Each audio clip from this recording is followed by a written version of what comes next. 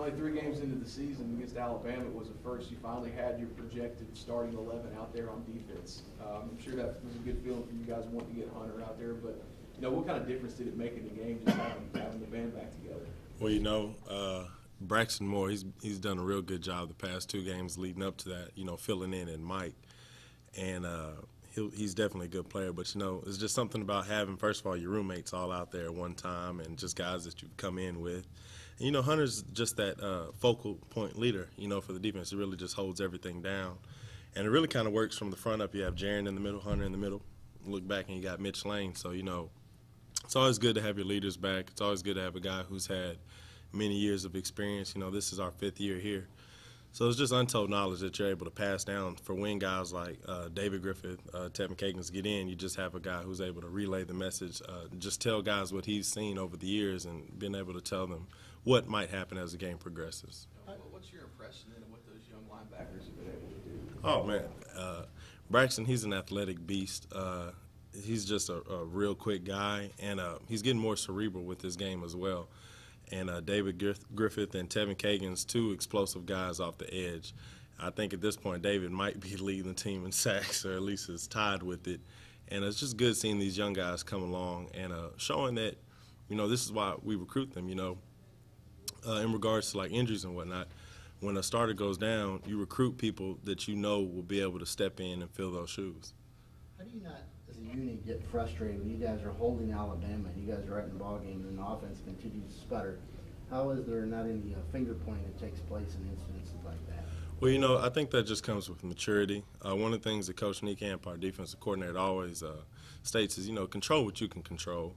And unfortunately, most of us can't play offense. I don't think I could run a route to save my life. So, you just have to put faith in those guys across the ball to do what they've been coached to do. And at the end of the game, if it all shakes out, good. If it doesn't, come back to the drawing board and we'll get it right the next week. How big a challenge is it this week against Georgia Southern? Defensively, I personally think it's fairly easy. When you think of the option, you're really just you have to read your keys and react.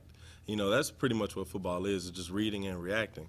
And if you just think of it in that simple of a term, the game really just becomes easier. I mean, you can get all into the convolutedness of running the option, but if you just dumb it down, you could just run around and have fun.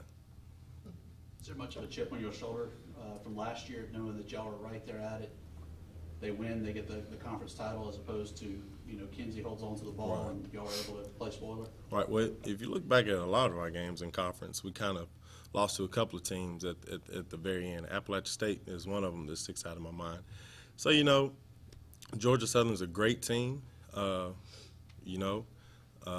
conference and everything. And so, yeah, it'd be nice to kind of, I'm going to just say it, whoop up on the perceived conference champs from last year and possibly a contender for this year. So, it'll be good to just show them what we have, and it'll be a fun game. I asked Coach Beer this earlier, holding Alabama to 200-something yards on Saturday. What can you guys take away from that game, and what can you guys apply to the Georgia Southern game this weekend? Right. Well, just holding them to set amount of yards, it's always good. But we look to do that against every team we play, whether it be some FCS team, Nichols, whether it be Alabama, Ole Miss, or whoever. We already have a core set of values on defense, and we have a standard that we try to live up to. So this week for Georgia Southern, we'll hold them to as least amount of yards that we can, and we'll just keep applying that throughout the year, let alone the opponent.